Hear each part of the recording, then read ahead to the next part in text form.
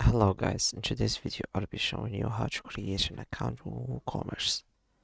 So click on get started,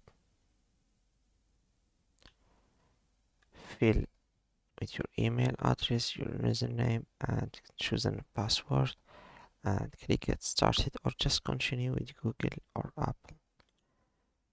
Get started. So I already have an account, or we just log in. After you create an account and confirm it with your email, go back to the menu and click login in.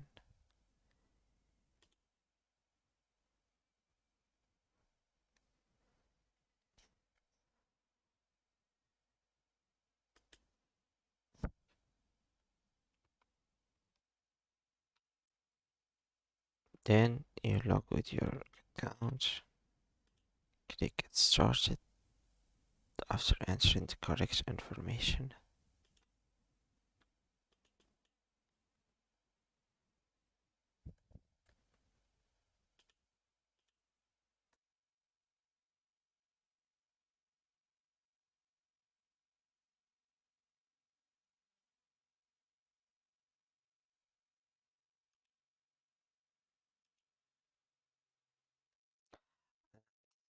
For today, just leave a like and subscribe and see you on the next video.